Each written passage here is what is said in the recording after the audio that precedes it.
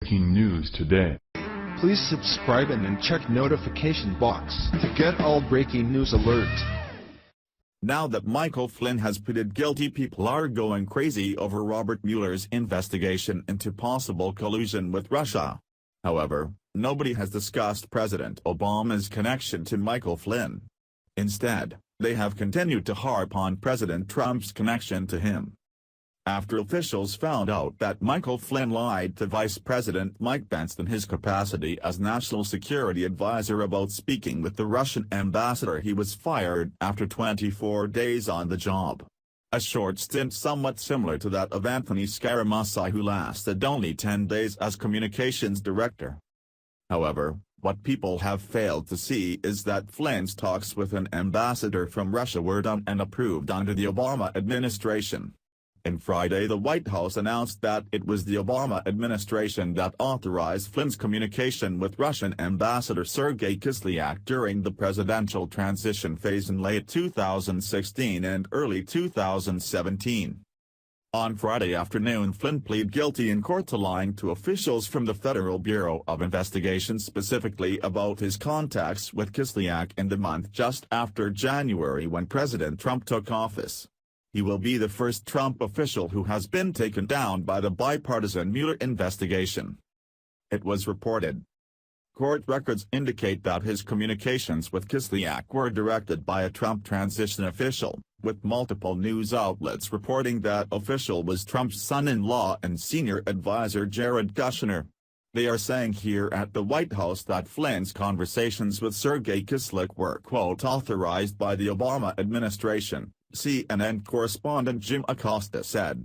We should point out, that is something that we have not heard before in terms of a defense from this White House, he said. 2 days after Trump won against Hillary Clinton in the 2016 race, an ugly election season that saw Obama and his wife, Michelle Obama, campaign fiercely against Trump, Obama and Trump met in the Oval Office for 90 minutes to discuss national security. Flynn came up, according to media reports, but it is unclear exactly what was said. Were Flynn's Russia connections mentioned? And that's why Obama might be tapped to speak with Special Counsel Robert Mueller's investigation team about Russia's role in the 2016 campaign. Flynn pleaded guilty Friday about lying to the FBI about his conversations with Moscow before Trump was sworn in on Inauguration Day in January. But before the plea, former acting Attorney General Sally Yates, who served in the Justice Department for 27 years, was pushed out by the Trump administration after she warned that Flynn could be blackmailed by the Russians, because of his problematic conduct. So what exactly did Obama know about Flynn and what did he tell Trump? More on Flynn, whose guilty plea could signal cooperation resulting in a lesser jail sentence. Former National Security Advisor Michael Flynn has been charged in the special counsel's Russia investigation with making false statements to the FBI and is expected to plead guilty at a hearing Friday morning. Special counsel Robert Mueller's office released a one-count charging document ahead of the hearing. The false statements charge pertains to Flynn's interactions with the Russian ambassador in late December, specifically discussions about sanctions and other matters he apparently claimed never happened. According to the document, those false statements were that on or about December 29, 2016, Flynn did not ask the government of Russia's ambassador to the United States, Russian ambassador, to refrain from escalating situation in response to sanctions that the United States had imposed against Russia that same day, and Flynn did not recall the Russian ambassador subsequently telling him that Russia had chosen to moderate its response to those sanctions as a result of his request. On or about December 22, 2016, Flynn did not ask the Russian ambassador to delay the vote on or defeat a pending United Nations Security Council resolution, and that the Russian ambassador subsequently never described to Flynn Russia's response to his request. Look at some of the articles on this recent development.